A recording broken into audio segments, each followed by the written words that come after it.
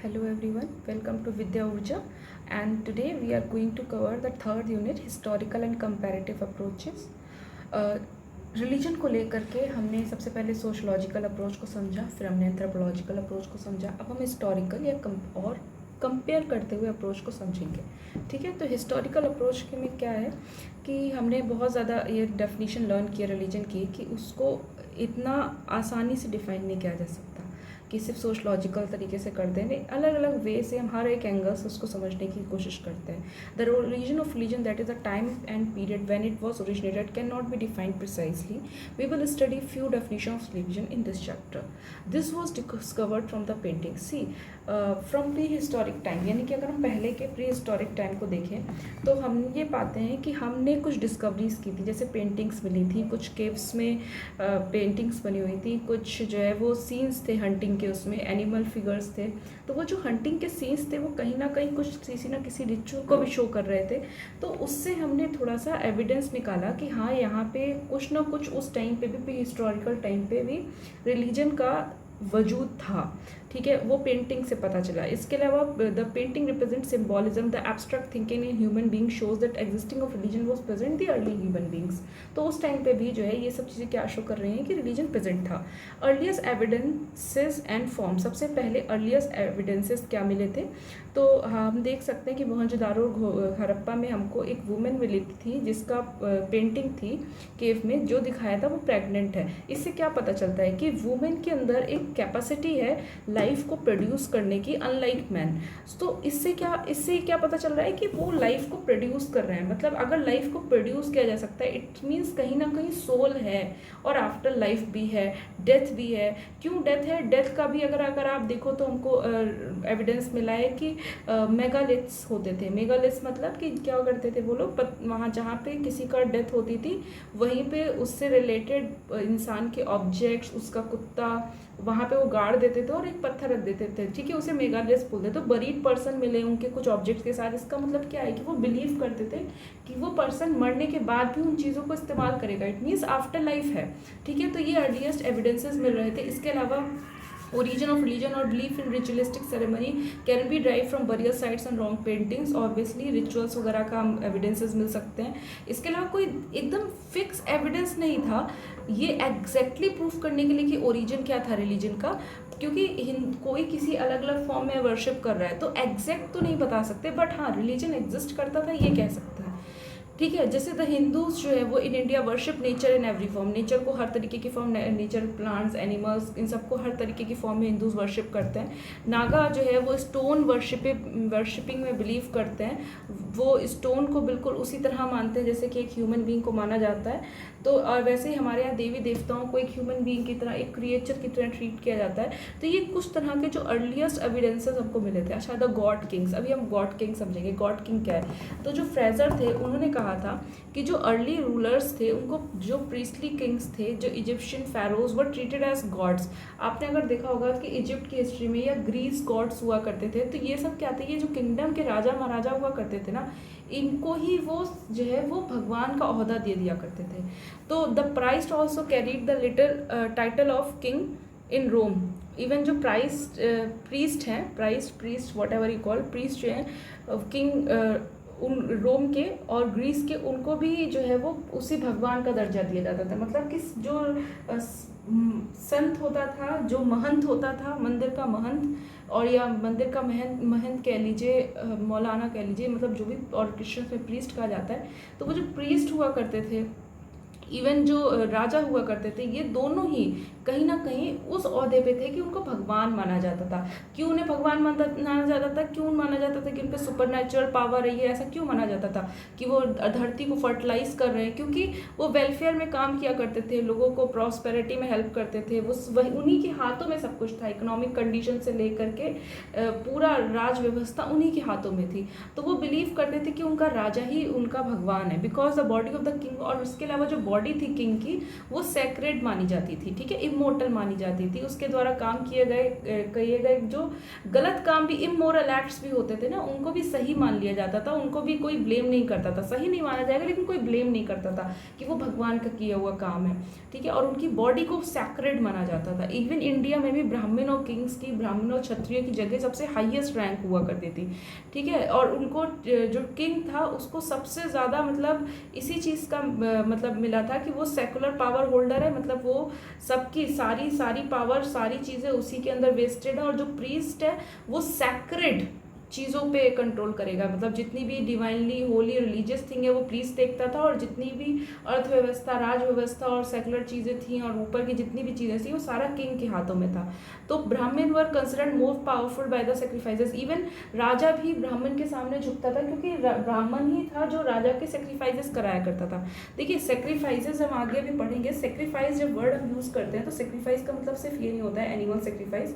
Sacrifice का मतलब पानी, अन्न, दान, ये सब ये भी होता है, ये भी सेक्रीफाइस में आता है। इवन अगर आप फास्टिंग कर रहे हो ये भी सेक्रीफाइस में आता है। अगर आप किसी चीज़ को त्याग कर रहे हो वो भी सेक्रीफाइस। इवन आप अपनी सेक्सुअल डिज़ायर्स को छोड़ रहे हो, जिसको हम लोग बोलते हैं ना कि हमने क्या बोलते हैं उसको, एक टर्म होता है सेलिबेसी, ठीक है। सेलिबेसी मतलब उसको हिंदी में ऑब्वियसली सब जानते हैं लेकिन इंग्लिश में जानना जरूरी है कि सेलिबेसी यानी कि जो है वो, जैसे कि हनुमान जी जो है ब्रह्मचार्य का पालन करते हैं, उसी तरह से सेलिबेसी का फॉलोवर भी एक तरीके से सेक्रीफाइस कर रहा है, क्योंकि वो अपने सेक्सुअल डिज़ायर्स को छोड़ा। तो यहाँ पे जो सेक्रीफाइसेस की बात हो रही है तो वो उन रिचुअल्स की बात हो रही है जो ब्राह्मण्स करवाया करते थे राजाओं से, जिससे उनको और ज़्यादा पावर मिलती थी।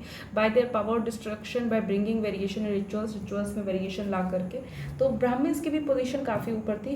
इसके अलावा Hinduism has many ups and downs in terms of thoughts and belief. Hinduism का काफ़ी मतलब चीज़ें कम्युनिटी टू कम्युनिटी वेरी करती हैं। उनके बिलीफ एक लेकिन कॉमन फाउंडेशन पे भले ही होते हैं, लाइफ, डेथ एंड यूनिवर्स के ऊपर। द जाति एंड द धर्म of a person differ from one another. जाति और धर्म डिफर करता है और ये डिपेंड करता है ज़्यादातर उसके जन्म किस धरती पे हुई है, वो क्या खाते पीते हैं, वो कहाँ कौन से घर में पैदा हुए हैं, वो सब चीज़ों पे बहुत ज़्यादा डिफर करता है। उसी हिसाब से उनका कल्चर और क्लाइमेटिक कंडीशंस और सारी चीज़ें उसी अकॉर्डिंग डिफर कर जाती हैं, उनका वर्क एनवायरनमेंट। तो इसलिए उनके जो रिचुअल्स होते हैं वो कम्युनिटी टू कम्युनिटी वेरी करते हैं। फ्रेजल ने स्टडी किया that Asian states were dependent upon the ruler as they were men religious functionaries.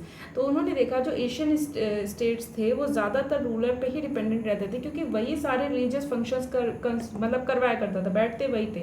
और जो किंग, प्रीस्टली किंग होते थे उनको ही माना जाता था, मतलब किंग को ही माना जाता, किंग को ही प्रीस्ट मानते थे कुछ जगह पे, और कुछ जगह प्रीस्ट और किंग अलग अलग थे। तो जो किंग, प्रीस्टली किंग्स थे वो मीडिएटर्स माने जाते थे, super natural and मॉर्टल man. मॉर्टल man मतलब वो व्यक्ति जो अमर नहीं है, हम मॉर्टल मैन है, ठीक है। तो मॉर्टल मैन के बीच में और सुपर नेचुरल बीइंग मतलब जो ऊपर एनर्जी है, जो सुपर नेचुरल पावर है, उसके बीच में जो मेडिएटर है वो किंग है हमारा, ठीक है। जब Egyptian pharaohs were regarded as gods and they marry their own sibling as god can not marry mortals. अब क्योंकि वो मॉर्टल्स से मैरी नहीं कर सकते, मतलब हम आम इंसानों से जो अमर नहीं है उनसे तो शादी कर नहीं सकते हैं, तो वो क्या करते थे, अपने ही सिबलिंग्स से मैरी किया करते थे। आपने सुना होगा बहुत सारे ग्रीस गॉड्स की, अगर आपने कहानी सुनी होगी डेमी गॉड्स की, कि उन लोगों ने अपने ही ज्यूस की कहानी सुनी होगी, अपने ही सिबलिंग्स और इन सबसे मैरी, अपनी बेटी वगैरह से अपने ही राज्य में शादी करते रहते थे, क्योंकि उनका मानना था कि वो मॉर्टल से तो शादी नहीं कर सकते क्योंकि वो तो खुद गॉड है।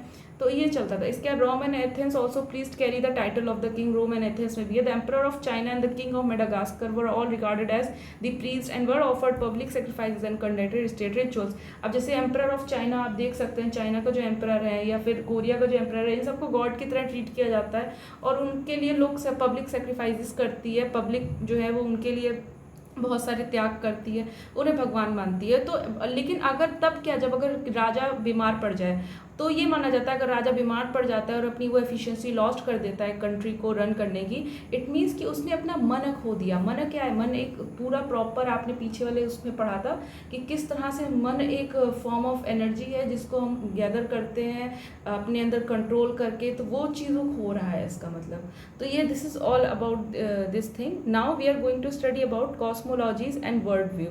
तो देखिए डरखाइम ने क्या किया, डरखाइम ने टोटेमिक रिचुअल्स को स्टडी किया था, ठीक है। टोटेम्स क्या थे हमें पता था। टोटेम मतलब होता है कि ये लोग ऐसे मतलब लोग होते हैं जो जो इन चीज़ में बिलीव करते हैं कि जो हमारे एंसेस्टर्स थे वो नॉन ह्यूमन थे, यानी वो एक एनिमल हो सकता है, एक प्लांट हो सकती है, लाइटनिंग, थंडर, कहते हैं ना God of thunder and all. तो वो ये मानते हैं कि उनके एंसेस्टर एक नॉन ह्यूमन एंटिटी है और उन्हीं को पूजते हैं वो लोग, उन्हीं में बिलीव करते हैं। जैसे ग्रीक जो है वो बिलीव करते थे ज्यूस में, रोमन बिलीव करते हैं जुपिटर, आर्यंस में डायस में, एंड इंडियंस इन गॉड्स। तो Indira was responsible for bringing rain and thunder, जैसे हम इंद्र के लिए कहते हैं इंद्र देवता हमारे थंडर लेके आएंगे, सन के लिए हम पूजा करते हैं। इस तरह से ही रोडियंस जो हैं used to dedicate a chariot and 4 horses in their annual ritual. जो रोडियंस है वो 4 घोड़े और उसमें रथ में बिलीव करते हैं, तो वो अक्सर इसको मतलब हर एक एनुअल रिचुअल में परफॉर्म करते हैं। ये अलग अलग देखिए बहुत सारे रिलीजन्स के इसमें नाम लिखे हुए हैं, जैसे स्पार्टन्स हैं, पर्शियंस हैं, एशियन मैक्सिकन्स हैं, ये भी सन में बिलीव करते थे। ना सिर्फ सन में, मून में, रेन में, विंड में, वॉलीज में, माउंटेन्स में, ट्रीज में, रिवर्स में, सारे ये सबको गॉड और गॉडेस की तरह देखते थे। बहुत सारे नाम इसमें हम लोग पढ़ेंगे रिलीजन के अलग अलग। तो जैसे कि ट्रीज, ओक ट्री को वर्शिप किया जाता है ग्रीस में, वैसे पीपल ट्री को वर्शिप किया जाता है इंडिया में, ठीक है, और उसको ह्यूमन की लाइफ समझ आ जाता है। इसी तरह से जैसे पीपल बिलीव करते हैं गंगा में कि वो सब इतनी प्योर है कि कुछ में कुछ भी डाल दो वो प्योर हो जाएगा। तो इसी वजह से देखिए कई बार ये सब बिलीफ जितने पॉजिटिव होते हैं उतने ही निगेटिव में भी चले जाते हैं कई बार, कि अगर आप ये मान रहे हो कि गंगा में कुछ भी डाल दो प्योर हो जाएगा, तो क्या होगा, आप गंगा में कूड़ा कचरा डाल रहे हैं और उसके बाद गंगा गंदी होती चली जा रही है, तो वो बहुत गलत है, ठीक है। वो एक तरीके से लिवर का पोल्यूशन की तरफ बढ़ रहा है।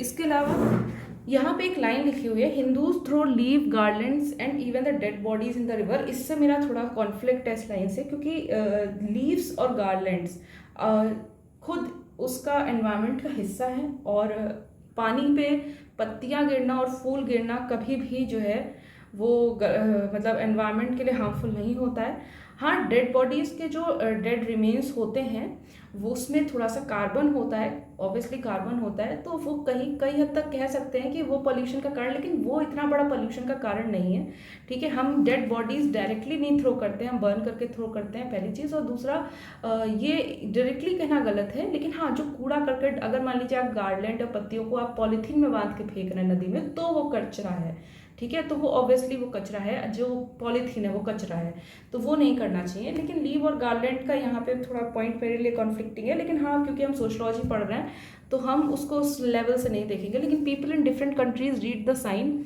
Of nature. अब जैसे कि अलग अलग नेचुरल साइंस होते हैं, साइन होते हैं ना, जैसे भी आपने सुना अगर होगा कि रेन हुई थी मछलियों की, या फिर कोई फ्रॉग गिरा तो आप जिंदगी खत्म होने वाली है, आसमान लाल दिख रहा है तो कुछ, तो वो सब देख करके वो प्रिडिक्ट किया करते थे नेचर को।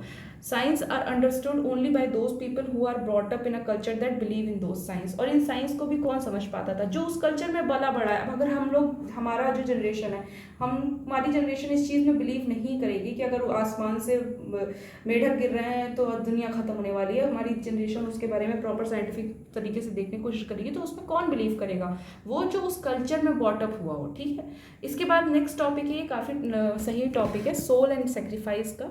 तो जैसे हमने बताया था कि सेक्रीफाइस एक एशियंट और यूनिवर्सल कंसेप्ट है, लेकिन इसका मतलब ये नहीं है कि सेक्रीफाइस का मतलब है कि आप एनिमल सेक्रीफाइस की यहाँ बात हो रही है। सेक्रीफाइस मतलब किसी भी चीज़ को सेक्रीफाइस करना। सेक्रीफाइस एक बहुत बड़ा टर्म होता है, बहुत अच्छा टर्म होता है, पॉजिटिव टर्म होता है, जहाँ पे आप किसी चीज़ का त्याग करते हो किसी चीज़ को पाने के लिए। जैसे कि अगर आपको इस वक्त एग्जाम में सक्सेसफुल होना है तो अपनी नींद को, अपने चैन को, अपने कंफर्टेबल एनवायरनमेंट को त्याग के आपको ज़्यादा देर तक लेक्चर्स पूरे कंप्लीट करने पड़ेंगे, तभी आपका अच्छे नंबर आएंगे। जितना ज़्यादा आप शॉर्ट ट्रिक से उसे ख़त्म करने की कोशिश करोगे, नंबर उतने ही कम आएंगे। तो कोशिश कीजिए। लास्ट ईयर आई नो कि आप लोग लास्ट ईयर प्रमोट हुए हैं, तो आई बिलीव कि आप इस साल सबसे बेहतर परफॉर्म करेंगे।